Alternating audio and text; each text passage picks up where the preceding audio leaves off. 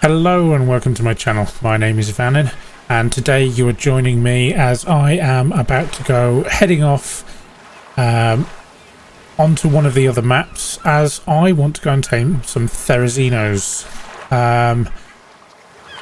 Tried taming some over here on Valguero and basically they're all up that way. Yeah, sort of that way north. You kind of get them sometimes around the green orb, but they're mostly that way in that thick, big jungle. Managed to find a 150, which wasn't bad. Fairly good stats. And that's max on our servers. But it's really hard trying to find them.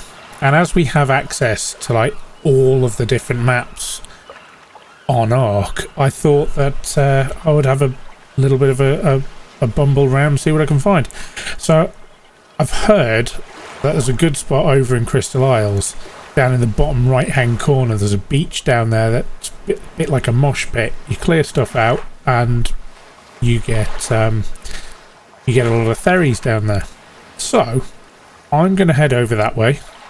Flinger said he might come along, so yeah, I'm gonna head on over now, and yeah, maybe we'll meet up with Flinger at some point as well, and get into some trouble at some point, I would imagine. So yeah, I'll catch you in a bit. Okay, so I have two Argents over there, pretty full with metal, and this Anki is pretty full. So, as I showed you before with the whip technique, so the Anki is like pretty full. Dump him down with your RG.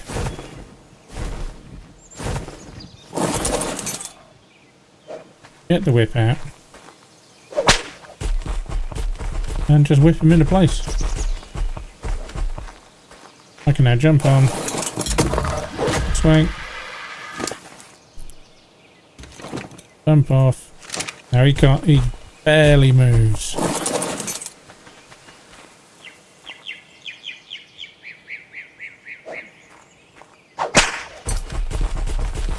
Now you do end up picking up a bit of stone and debris and stuff yourself.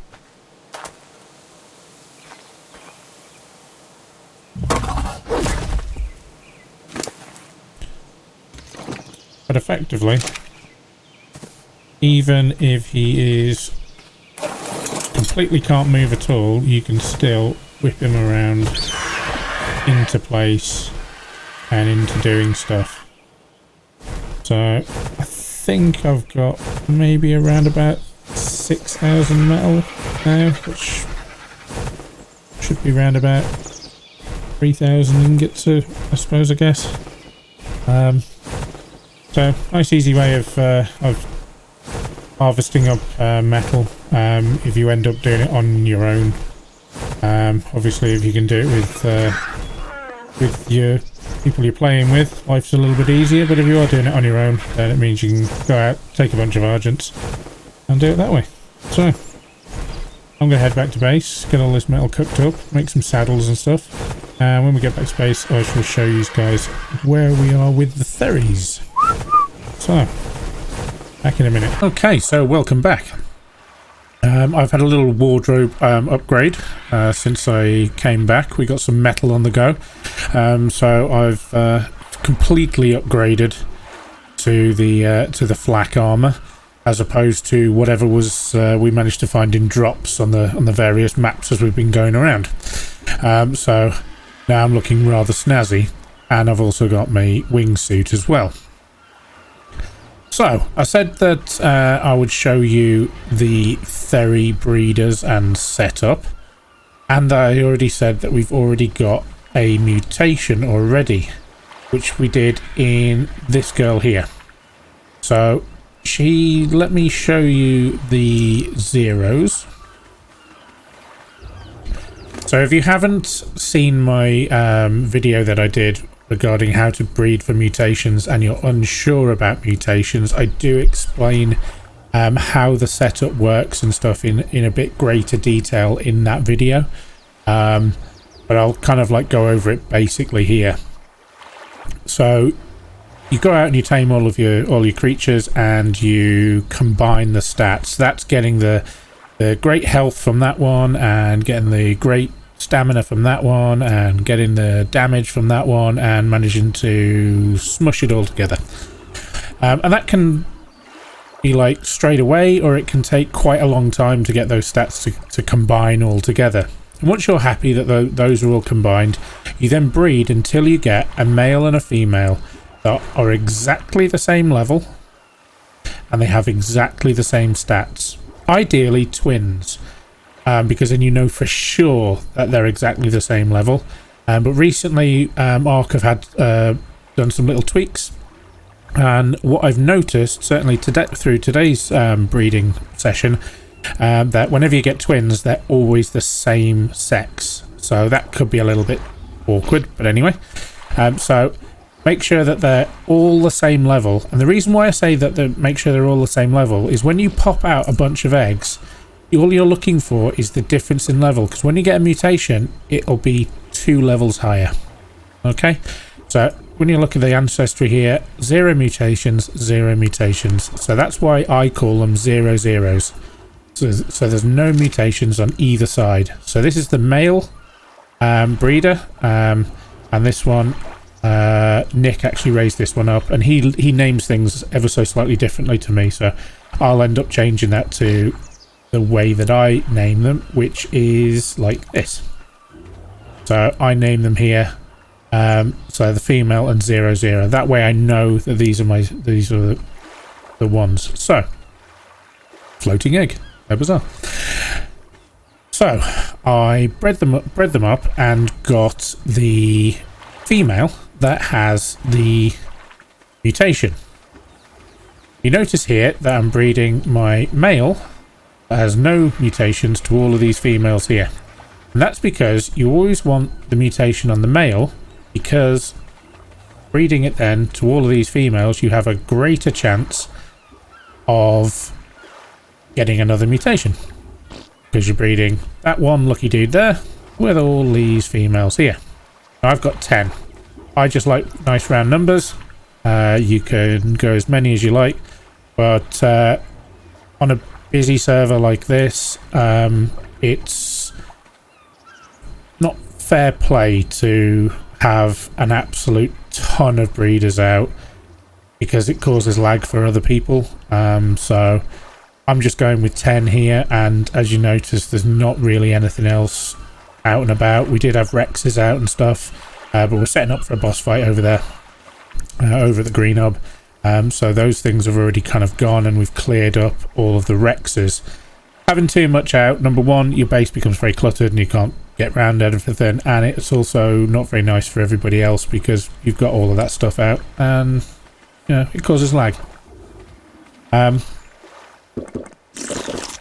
So I ended up with a Theory that had health mutation, which is why I've named it this one, female +1 HP.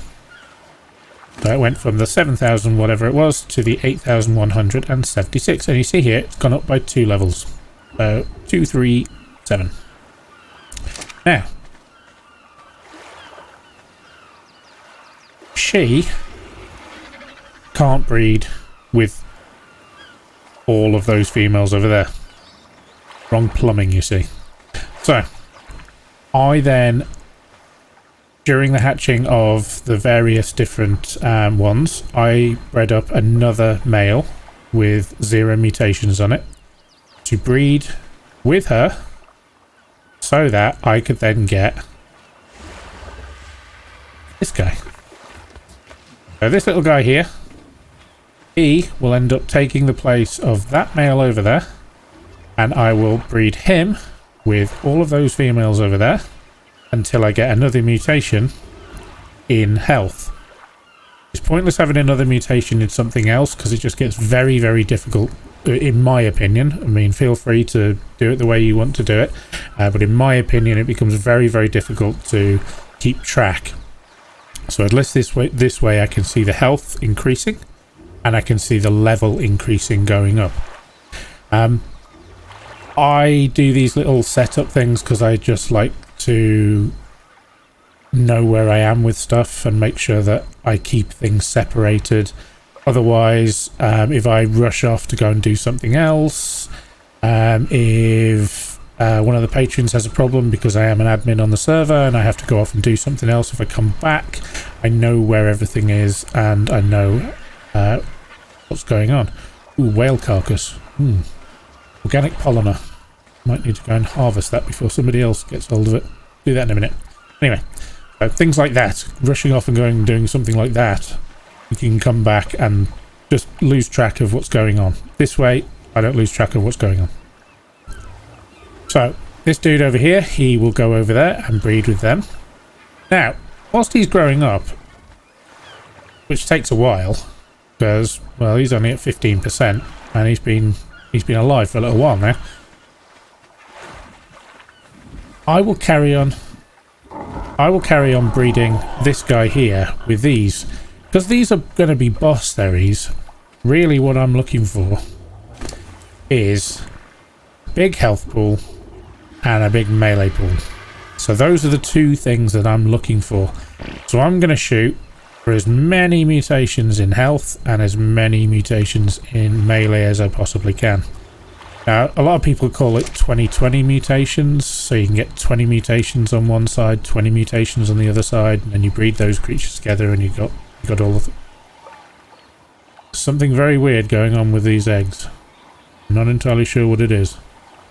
But anyway, having 20-20 mutations. Technically, as long as the mutations all go on to the father, you can keep on going, really, if you really want to.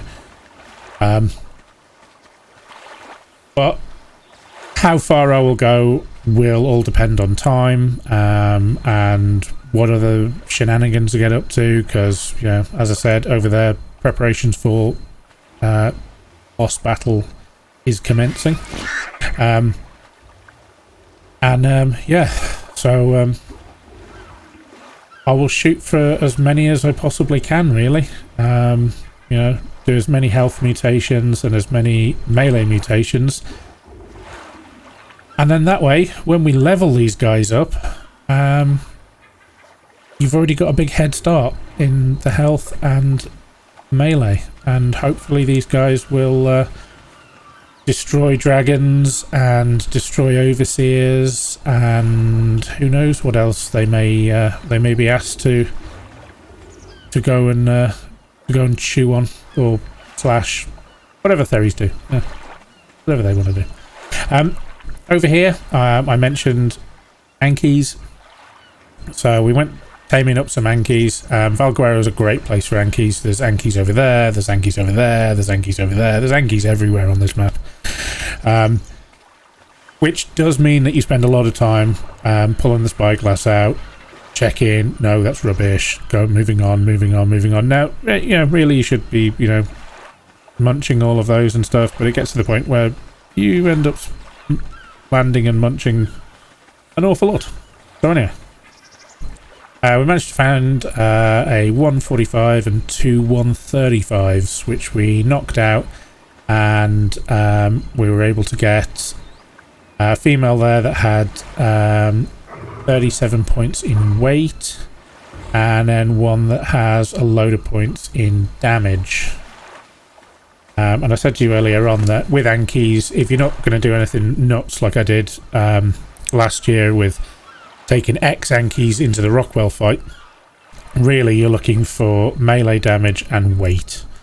Get as high a weight as you possibly can on them, like just naturally, and then just plow everything into melee. And as I showed you beforehand, just whipping Ankies and carrying them with Argents. And then that way, yeah, they become absolute monsters at harvesting stuff. And even though you have things like magmasaurs and stuff like that, I still think these guys really do. I really do still think they're probably one of the best for gathering metal, because they're so easy to get around. They're small and compact. You can use Argents to carry them around. You know, for me, it's still the Yankee. I know there's others out there, but those fellas are still awesome in my opinion. So I'll carry on breeding these guys. I'll end up with, you know, maybe 4 or 5 females once I manage to get the combines fully done. Basically, I need all the stats from this guy as a female, so I need one of these guys as a female. I'll then breed them until I get the same levels, and then that'll be my 0/0s, and then I'll look to get as many mutations in weight and melee as I possibly can. And then, you know, have absolutely monstrous Yankees. So yeah, that is that. I put these spike walls up to keep stuff out, and it doesn't seem to do anything at all. The things just keep on coming in. So yeah, that's my little project. This is probably going to be like a constant throughout. I'll breed the Theres. It's that Oviraptor again. He's up to something. He's up to no good. I'll keep breeding the Theres throughout, and I'll also probably breed these Yankees as well. Until such time as I start getting like mutations and stuff, I may, you know, if I come across something that's, you know, a nice high level, I may knock it out and see if it adds any stats. But unless one of the other Foo Fighters like finds a Theri, I probably won't be looking at Theris now, because I've already got this line in HP. But I will always keep the 0/0s. As long as you keep those 0/0s, you can always, you know, add in, because you've effectively just start again. You just try and add that stat in to what's going on. So yeah, I will be doing lots of breeding in this this playthrough, and at some point I will get into the thing of doing building. Probably what my channel is slightly better known for is the builds and stuff like that.